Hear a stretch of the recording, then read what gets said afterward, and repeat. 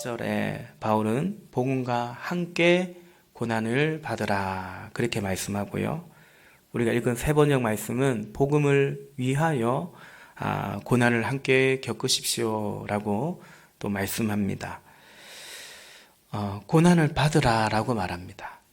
여러분, 누군가를 향해서 고난을 받으십시오, 고난을 겪으십시오, 그런 말 할 수 있겠습니까? 아니, 그런 말 하면 되겠습니까? 근데 오늘 바울은 그의 사랑하는 영적인 아들인 디모데에게 고난을 받으라 이렇게 말합니다. 우리가 고난 중에 있는 사람들에게 인내하십시오. 이 고난을 통과하면 하나님께서 또 새로운 것들을 더 좋은 것들로 인도하실 것입니다. 위로도 하고 또 기도도 하지만 정작 그래, 복음과 함께라는 전제가 있긴 하지만 그럼에도 고난 받으십시오, 그런 말 쉽게 하기가 어려울 것 같습니다. 그런데 성경은 복음과 함께 축복을 받으라, 어쨌든 복음과 함께하는 것 그 자체가, 복음과 함께 고난 받는 것도 축복인데요. 그러나 표현적으로 복음과 함께 고난을 축복을 받으라 이런 표현은 또 없는 것 같습니다. 오늘 말씀처럼 복음과 함께 또 복음을 위하여 고난을 받으라 말씀하고 있습니다. 오늘 이 디모데 후서는요, 이 편지는 사도 바울이 기록한 편지 중에 마지막 서신입니다. 그가 생전에 남긴 마지막 편지입니다. 디모데, 이른바 목회 서신이라고 하거든요. 바울의 영적인 아들이고 제자인, 그리고 이제는 바울처럼 교회를 섬겨가는 목회자인 디모데에게 보낸 편지입니다. 이 두 사람은 어떤 관계인가? 디모데후서 1장 1절과 2절의 말씀에 보면 1절 끝에 쭉 가보면 그리스도 예수의 사도가 된 나 바울이 2절에 사랑하는 아들 디모데에게 이 편지를 씁니다 라고 말합니다. 하나님 아버지와 우리 주 그리스도 예수께서 내려주시는 은혜와 자비가 그리고 평화가 그대에게 있기를 빕니다 말씀하죠. 사랑하는 아들 디모데에게 라고 합니다. 종종 드리는 말씀, 가끔 하는 얘기인데요, 살아가다 보면 사람의 마음 안에는 군대 고참의 마음이 있고 또 아비의 마음이 있습니다. 군인들이 군대 고참이 다 그렇다는 건 아닌데 군대들 다녀오시면 그런 말 듣죠. 내 때는 이런 말 합니다. 내 때는 이런 말 하면서 요즘 군대는 또 이런 말도 합니다. 자기도 다 들은 얘기예요, 사실은. 그래서 나는 내 때는 이마에 고생했다 그러면서 지금 너희들 하는 고생은 고생도 아니다, 고생 좀 해라, 뭐 이런 식이죠. 그러나 아비는 그렇지가 않습니다. 자신이 보릿고개 경험했다고 자식 보릿고개 시키는 부모는 잘 없죠. 비록 나는 못 배웠어도 자녀 공부시키는 것이 우리네 부모님들이셨고 부모님의 마음입니다. 한때 우리나라도 석탄을 많이 이제 그 연료로 사용했는데 그 탄광에 가면 그분들 스스로 그 탄광에 들어가서 그 탄을 캐는 그 인생을 막장 인생이라고 했어요. 근데 그 막장 인생인 그분들의 소망이 있다면 내 자식은 이렇게 껌껌한 데 들어와서 이렇게 석탄가루 마시면서 그렇게 살지 않기를 바래서 그 고생을 또 하시기도 했던 것 같습니다. 그런 점에서 여러분, 지금 바울이 디모데에게 고난받아라, 고생하라 라는 말처럼 들리는데 어떻습니까 여러분? 그러나 사랑하는 아들 디모데에게 하는 말입니다.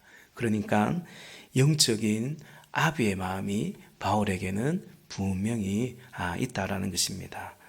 바울은 지금 복음과 함께 복음을 전하다가 정작 자신이 고난을 겪고 있죠. 8절에 보니까 주님을 증언하는 일로 인하여 갇힌 몸이 된 나, 한마디로 전도하다가 옥살이를 하고 있습니다. 고초를 겪고 있습니다. 바울은 그런 자신을 혹시라도 내 영적인 스승인 바울이 이렇게 복음 전하다가 감옥 갇히고 사람들 그 죄수들처럼 취급을 당하고, 그러다 보니 사실은 바울 곁에 있는 사람들이 실족 내지는 시험에 들기도 했는데, 바울 마음 한켠에는 디모데 너는 그러지 말아라, 이런 나를 부끄러워하지 말라고 말합니다. 그러면서 그렇기 때문에 바울은 지금 이 디모데에게 복음과 함께 고난을 받으라라고 하는 이 말이 결코 못 모르고 하는 소리가 아닌 겁니다. 지금 그의 현재이고 현재 진행형인 것입니다. 야, 복음과 함께 고난을 받아라, 복음을 위하여 고난을 받아라. 수련의 주제 같은 걸로 하면 괜찮은 것 같은데, 이 좋은 멘트 같은데, 바울은 단지 그런 말로 하는 게 아니에요. 몸소 지금 그의 삶이 복음 때문에, 복음 위하여 복음과 함께 고난을 겪는 것이었기 때문에, 한마디로 지금 이 말은 사랑하는 자들에게 하는, 사랑하는 영적인 아들인 디모데에게 하는 진심이고, 그리고 그저 더욱이 마지막 편지, 그의 유언과도 같은 그런 말이다라는 것입니다. 결코 어떻게 그런 말을 해, 그런 저주 같은 말을 해, 고난받으라니, 결코 그런 말이 아니라 복음과 함께 고난을 받으라, 복음 안에서의 그 축복을 누리라라는 말이고요. 그래서 차마 못할 말이 아니라 사실은 사랑하는 영적인 아들 디모데에게 바울이 꼭 해주고픈 그런 말이었다라는 것입니다. 사랑하는 여러분, 축복합니다. 네, 복음과 함께 복음을 위하여 고난을 받으시기를 바랍니다. 표정이 안 좋습니다. 이쯤 되면 좀 이런 생각 해보게 됩니다. 이런 질문이 들지 않을까요? 어떻게 고난받으라는 말을, 그래, 복음과 함께 복음을 위하여 고난받으라고 하는데 도대체 복음이 뭐길래, 대간절 복음이 뭐길래 이런 말을 할 수 있냐. 더욱이 사랑하는 아들에게 마지막 유언처럼 이런 말을 할 수 있단 말인가. 복음이 뭐길래 말이죠. 여러분, 여러분의 자녀들에게 언젠가 유언 같은 말을 남길 때 아들아, 딸아, 복음과 함께 고난을 받으라, 그런 말 할 수 있겠습니까? 그런 말 하시겠습니까? 저도 어쨌든 아이 키우는 아빠로서 그 생각을 한번 해봤습니다. 뭐 그런 말은 할 것 같아요. 예수님 잘 믿으라고, 하나님 사랑하라고, 먼저 하나님의 나라와 의를 구하라고, 목자의 삶을 살아가라고, 그런 말은 할 수 있을 것 같은데, 복음과 함께 고난을 받으라, 네, 할 수 있죠. 이 말이 정말 복음이 무엇이기에, 그렇다면 복음과 함께 고난받는 이것이 축복이라고 이해하고 믿는다면 분명 이 말을 할 수 있죠. 사랑하는 아들에게, 오늘 바울이 사랑하는 아들에게 그 말하듯이 그 말을 할 수 있죠. 고난 때문에 아니라 복음 때문에 그럴 수 있는 것입니다. 먼저는 이 말씀을 좀 전하고 싶은데요. 여러분, 우리 인생이라는 것이 고난, 수고, 고생, 우리 인생길에 피할 수 없는 여정이지 않겠습니까? 창세기 3장에 아담과 화가 범죄한 이후 하나님께서 주어진 징계가 사실은 그러합니다. 고생 찍사게 한다라는 거죠. 고통을 받아야 된다는 것입니다. 하나님의 징계입니다. 물론 하나님은 그 징계를 통해서 자신들이 가리고 있는 자기의 그 무화과 나무 잎이 아니라 하나님께서 지어 입혀주시는 가죽옷을 입어라, 여자의 후손을 통해 예수 그리스도를 통해서 구원을 받도록 하는 하나님의 징계마저도, 창세기 3장에 하나님의 징계가 있죠. 그 징계마저도 구원의 서정이 되는 하나님의 사랑, 구원의 역사인 것은 분명합니다만은, 그럼에도 어쨌든 범죄한 아담과 하와에게 하나님께서 내리신 징계가 있어요. 창세기 3장 17절 말씀해 보니까 공동번역입니다. 남자죠. 아담에게는 이렇게 말씀하셨다. 너는 아내의 말에 넘어가 따먹지 말라고 내가 일찍이 일러둔 나무 열매, 그 선악을 알게 하는 열매죠. 그 열매를 따먹었으니 땅 또한 너 때문에 저주를 받으리라. 너는 죽도록 고생해야 먹고 살리라 말씀합니다. 그전에는 얼마나 풍성했는지 몰라요. 임의로 마음껏 먹을 수 있었어요. 근데 이제는 땅이 저주를 받아가지고 농사 지어도 열매 맺는 게 쉽지 않아요. 풍수, 재해 이런 것들이 있고요. 벌레가 갉아먹고요. 쉽지가 않는 거예요. 너는 죽도록 고생해야 먹고 살겠다. 먹고 살아야죠. 하면서 고생해야 먹고 산다. 이 아담에게, 남자들에게 처자식 먹여 살리는 것이 그게 고생일 거다라고, 고생일 거라고 말씀합니다. 고생을 안 하려고 할수록 더 고생스러울 수 있는 겁니다. 그래서 또 여자들에게는 뭐라 했냐, 하와에게는 뭐라고 했냐, 3장 16절 말씀해 보니까 여자에게는 이렇게 말씀하셨다. 너는 아기를 낳을 때 몹시 고생하리라. 그래서 고생하죠. 고생하지 않고는 아기를 낳지 못하리라. 남편을 마음대로 주무르고 싶겠지만, 이때부터 그랬습니다. 남편을 마음대로 주무르고 싶겠지만 도리어 남편의 손아귀에 들리라 말씀합니다. 이처럼 여러분, 원래 인간은 고난 받는 거고 고생길인데, 그런데 오늘 바울은 그런 죄 때문에 인간의 그 탐심을 쫓아가다가 그냥 고난과 고생길인데, 오늘 주님 말씀하시는 거죠. 오늘 사도가 얘기하는 것입니다. 복음과 함께, 복음 때문에 고난 받는다면, 죄인된 우리가 죄 때문에 고난 받는 것이 아니라 복음과 함께 복음 때문에 고난을 받는다면 그 얼마나 복된 것인가, 그 말씀을 하고 있는 것입니다.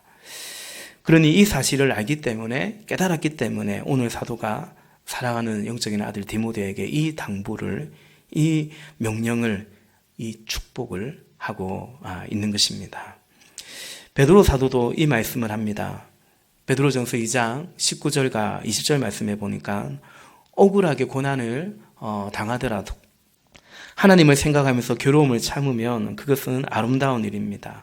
죄를 짓고 매를 맞으면서 참으면 그것이 무슨 자랑이 되겠습니까? 그러나 선을 행하다가 고난을 당하면서 참으면 그것은 하나님께서 보시기에 아름다운 일입니다. 라고 말합니다.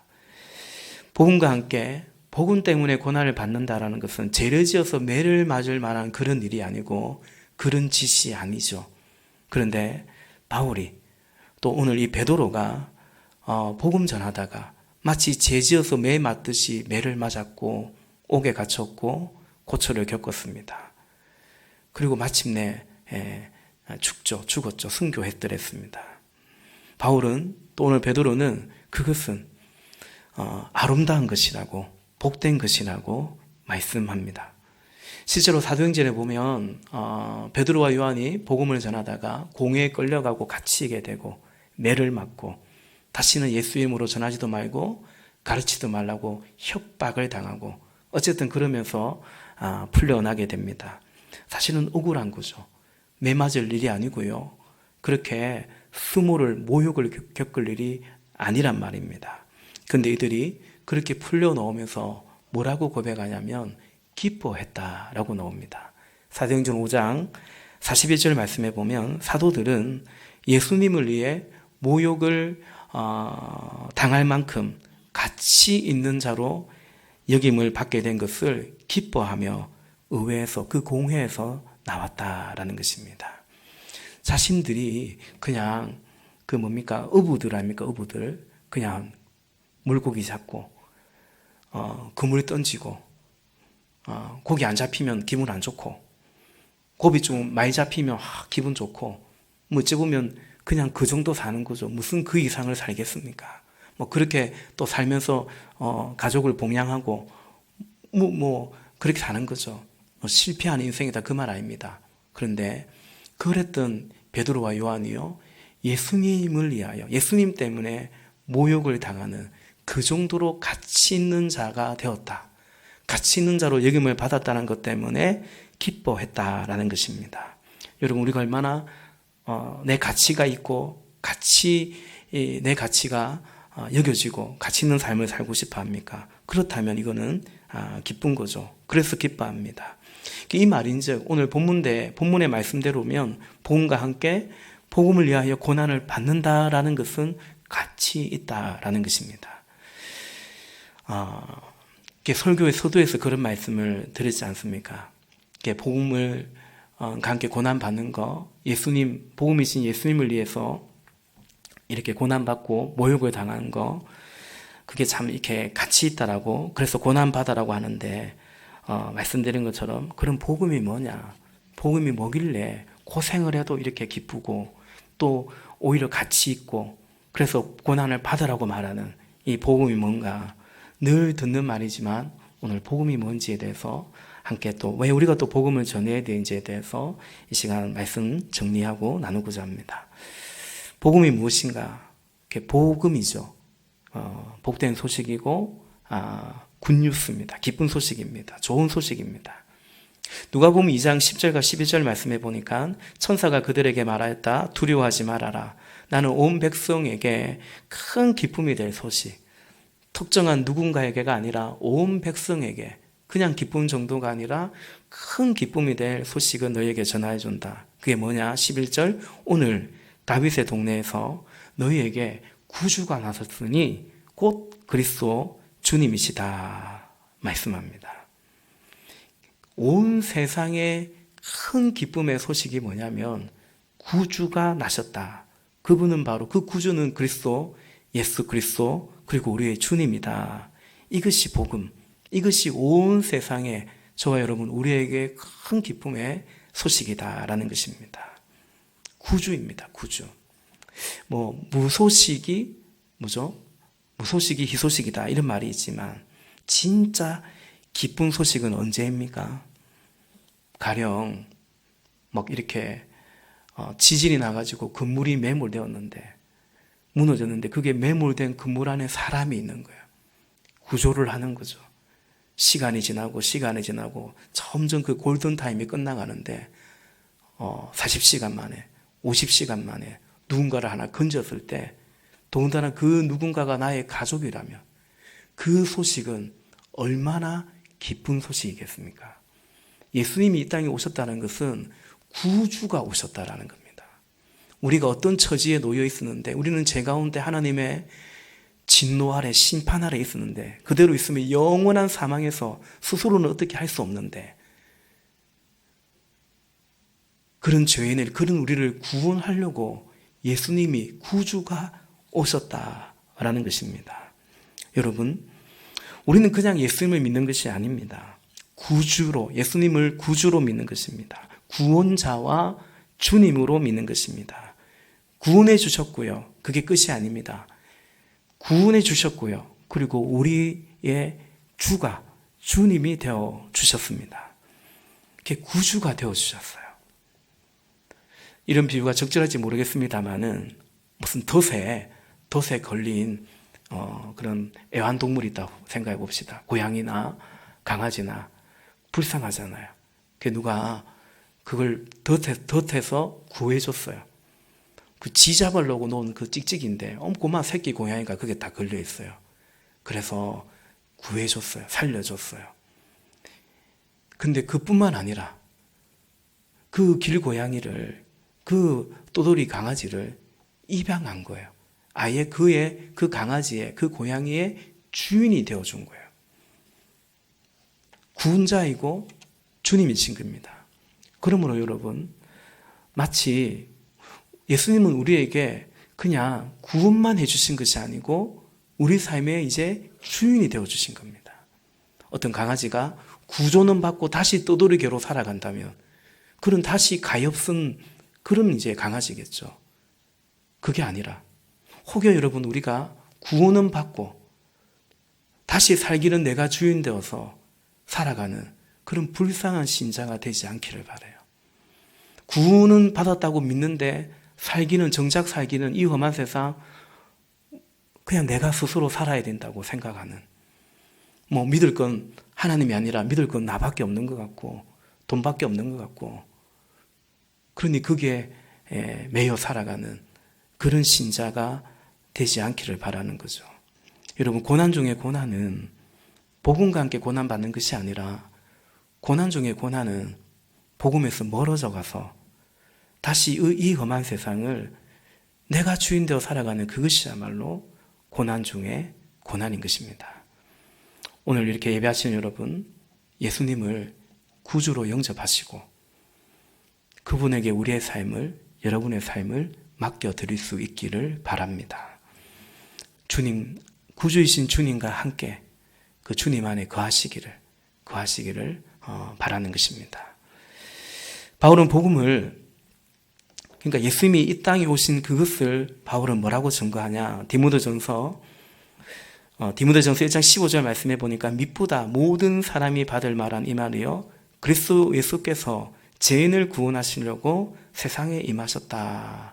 모든 사람이 죄인이기 때문에 모든 사람이 받을 만한 그 기쁜 소식, 그리고 믿을 만한 미쁘다 이 말이요 말합니다. 그리스도 예수께서 죄인을 구원하시려고 세상에 임하셨다. 그리고 죄인 중에 내가 우두머리였다, 괴수였다라고 고백하죠. 여러분, 이처럼 복음은 예수님께서 죄인을 구원한 사건이요 소식입니다. 모든 사람이 죄인이라서 모든 사람에게 기쁜 소식, 복된 소식입니다. 여러분, 이 사람에게 예수님 전하면 될까요? 됩니다. 저 사람에게 예수님 전하면 될까요? 됩니다. 예수님 전해서 우리가 그에게 미안할 일이 절대 아닙니다. 그 사람에게도 이 사람에게도 그 누구에게도 죄인을 구원하러 오신 예수 그리스도는 기쁜 소식인 것입니다. 그럼 여러분, 예수님이 어떻게 죄인을 구원하셨습니까? 그가 고난받으심으로, 그가 죽으심으로 구원하셨습니다. 살리셨습니다. 이사야 53장 5절 말씀에 보니까 그가 찔림은 우리의 허물 때문이요 그가 상함은 우리의 죄악 때문이라 그가 징계를 받음으로 우리는 평화를 누리고 그가 채찍에 맞음으로 우리는 나음을 받았도다. 아멘. 그가 찔림으로, 예수님 그분이 찔림으로, 채찍에 맞음으로, 고난받음으로. 복음은 뭡니까? 예수님이 그가 찔린 사건이요, 고난받으신 그 사건, 그 소식인 것입니다. 그래서 우리를 구원한, 그래서 우리는 평화를 누리고, 그래서 우리는 나음을 입었다. 이것이 바로 복음입니다. 우리는 특별히 이 복음을 십자가 복음이라고 합니다. 그래서 이 십자가, 이 복음 앞에 어떻게 응답해야 될까? 어떻게 이 복음 앞에 우리가 반응하는 것이 마땅한 것일까? 그것은 바로 이 복음을 부끄러워하지 아니하고, 그리고 복음으로 인하여, 그리고 복음 때문에 고난받는 거 부끄러워하지 아니하고, 오늘 말씀처럼 복음과 함께 복음을 위하여 고난을 받는 것이, 그러니까 예수님 부끄러워하지 아니하고 예수님 사랑하고 예수님 따라 살아가는 이것이 십자가 복음에 대한 마땅한 우리의 응답이다 말씀하는 것입니다. 여러분 어떻습니까? 논리적으로도 그렇고 이른바 인지상정으로 봐도 그분이 죽으심으로 나를 살렸는데, 그분이 고난받은 것이 예수님이 그냥 이 땅에 와서 호의호식하고 살면서 우리를 구원한 게 아니라 그가 죽으심으로, 내 죄 때문에 심판을 대신 받음으로 우리를 구원한 이것이 복음일진데, 그 복음 앞에 우리는 복음과 함께 복음을 위하여 그리스도와 함께 고난에 동참하는 이것이 타당하고 마땅하지 않느냐, 사도는 말하고 있는 것입니다. 바울은 이것이 복음에 대한 우리의 응답이지 않겠느냐 말씀하는 것입니다. 또 한 가지, 복음은 십자가 복음인가 동시에 복음은 그 예수님 안에서 완성되는 하나님의 나라, 예수님으로 말미암아 우리에게 임한, 그리고 그리스도 안에서 완성되는 하나님의 나라가 바로 복음입니다. 마태복음 13장 44절에서 예수님은 천국에 대해서, 하나님 나라에 대해서 이렇게 말합니다. 천국은 마치 밭에 감추인 보화와 같으니 사람이 이를 발견한 후 숨겨두고 기뻐하며 돌아가서 자기의 소유를 다 팔아서 그 밭을 사느니라 말씀합니다. 하나님 나라가 복음이고, 그 천국은, 하나님 나라는 밭에 감추인 보화와 같다. 여러분, 그 밭은 밭 때문에 밭입니까? 보화 때문에 이제는 다른 밭입니까? 보화가 감추인 그 밭입니다. 그래서 그 밭을 발견한 자는 기뻐하면서 돌아가서 자기의 소유를 팔아서 그 밭을 기어이 산다라는 거죠. 그게 천국이고 그게 하나님 나라의 복음이다라는 거죠. 여러분, 천국을, 하나님 나라의 그 복음을 발견한 자는, 깨닫고 믿는 자는 두 가지 반응을 하네요. 복음 때문에 기뻐하고요. 두 번째는 자기의 것을, 자기의 소유를 팔아서 대가 지불을 해서 이 천국을, 이 부활을 사더라라는 것입니다. 하나님 나라라는 이 복음이 우리에게 주어졌을 때 자기의 소유를 다 팝니다. 여러분, 소유가 없어지면 점점 부족해질 수 있고요. 없어지면 불편할 수 있고요. 다시 말해 그거 고난이거나 고생일 수 있습니다. 예수님 믿고, 복음이신 예수님 믿고 천국을 믿고 꼭 무엇이 늘어나는 것만이 아니고 줄어들기도 하죠. 그걸 쓰기 때문입니다. 예수님 아니면, 하나님 나라가 아니면 그러지 않을 건데 시간을 쓰기도 하고요. 물질을 쓰기도 하고요. 하여튼 섬기기도 하고요. 그러다 보니 정작 나는 시간도 또 물질도 또 여러 가지 아무것도 하지 않으면 아무런 일도 일어나지 않지만 그런 고난, 수고, 희생이 또 있는 것입니다.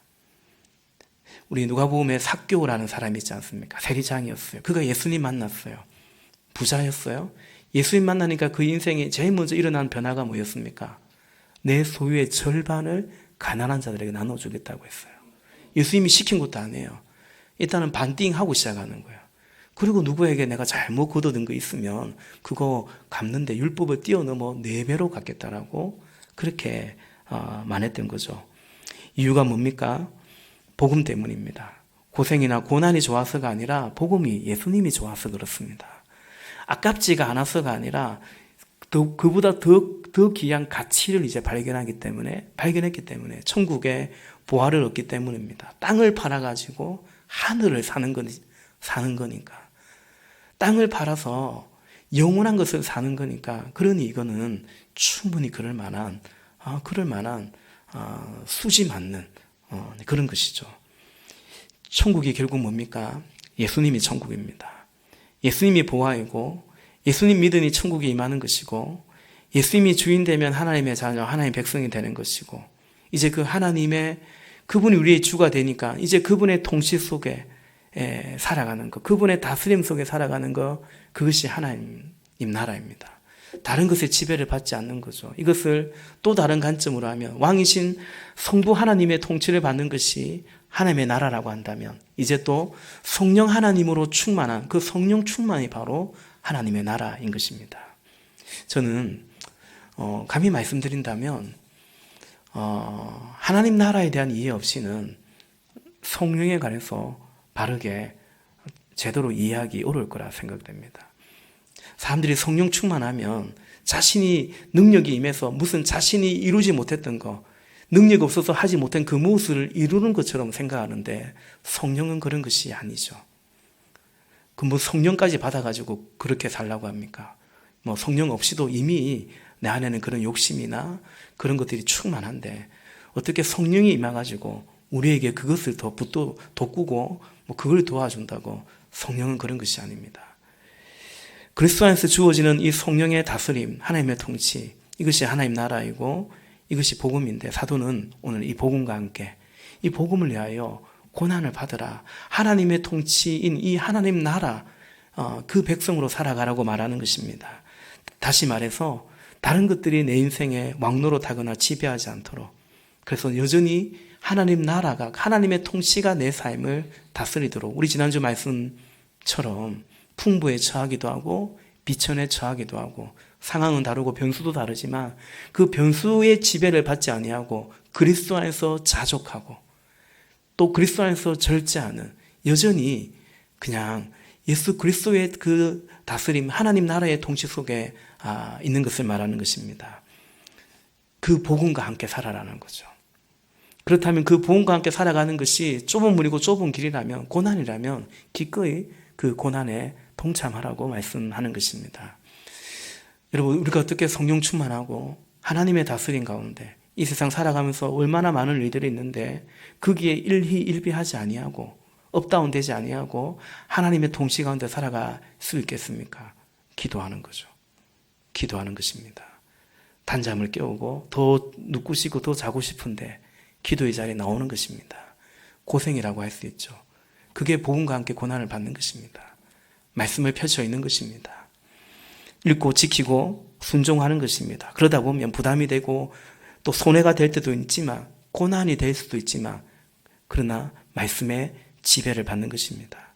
주의 교회를 위해서 헌신해 가는 것입니다. 시간도 물질도 또 막 어제도 땀 흘리고 여러 지체들이 수고하고 애쓰고 했듯이 그러합니다. 뿐만 아니라 복음을 전하는 것입니다. 영혼을 섬겨가는 것입니다. 목자의 삶을 살아가는 것입니다. 축복이죠. 그러나 현실적으로는 마음고생을 하기도 하고 기도도 해야 되고 섬기기도 해야 되고 수고이고 희생입니다. 그런데 그 모든 것들을 통해서 더 가치 있는 하나님의 통치라는 하나님 나라라는 그 보화가 그 천국이 임한다라는 거죠. 우리가 아무것도 하지 않을 때는 그걸 경험하지 못하는데 우리가 기도할 때 더 말씀 한 기절 한 기절 가까이 나아갈 때 주의 교회를 사랑하고 영혼을 섬겨갈 때 우리는 또 하나님을 경험하고 기도의 응답을 경험하고 하나님께서 이 모든 것 더하시는 그 축복을 경험하는 거죠. 주님이 우리를 다스리시기 때문입니다. 더 구체적이고 신앙생활이 그냥 피상적이고 주상적이지 않고 더 구체적이고 실제적으로 그분의 통치 안에 거하기 때문에 그래서 오늘 바울은 그 복음과 함께 복음을 향하여 복음을 위하여 고난을 받으라 말씀하고 있는 것입니다. 말씀을 맺겠습니다. 말씀드린 것처럼 복음은 예수님입니다. 그리고 예수 안에서 임하는 하나님의 나라입니다. 그러므로 예수님과 함께 예수님을 위하여 고난받는 것은 복이고 또 하나님 나라에 들어가는 것이기 때문에 당연히 분명히 복입니다. 고난 때문이 아니라 복음 때문입니다. 그래서 우리에게 여전히 필요한 것은 복음이고 복음의 능력입니다. 그렇지 않으면 우리는 예수 믿는다고 하면서 사실은 복음을 부끄러워하고 전도할 엄두도 내지 못하고 그리고 복음 때문에 고난받는 것은 끔찍이 싫어지고 마치 그러다 보니 세상 바라보고 세상 것 쫓아가다가 비교하고 열등감에 빠지고 지난주 말씀처럼 나의 어떠함으로 나의 소유로 내 존재를 증명해야만 될 것 같은 그 굴레에서 벗어나지 못하는 그리 되는 거죠. 그래서 우리에게 오늘 필요한 것은 복음이요. 예수님이 나의 구주가 되시는 것이요. 성령으로 하나님의 통치 아래 살아가는 것이죠. 오늘 본문 8절에 하나님의 능력을 힘입어 개역개정에 하나님의 능력을 따라 그렇게 말씀하고 있습니다. 여러분 하나님의 능력을 힘입어서 하나님의 능력을 따라 복음을 부끄러워하지 말고 복음 안에서 주어진 내 삶을 때로는 어떤 고난을 오늘 우리 주한 형제의 그 어머니의 고백처럼 그런 질병 속에서도 주를 향한 고백과 믿음을 감사를 잃어버리지 않는 예수님 때문에 하나님 나라 때문에 여전히 감사하고 그리고 이 복음을 누리고 전하는 그런 교회이고 그런 이번 VIP 전도 축제이고 또 그런 저와 여러분 우리의 삶이 될 수 있기를 바라는 거죠. 복음과 함께 복음을 위하여 나아가시는 그 안에서 복음의 풍성함을 복음과 함께 고난을 받으시는 저와 여러분 우리 모두의 삶이 되시기를 예수님의 이름으로 축복합니다. 기도하시겠습니다.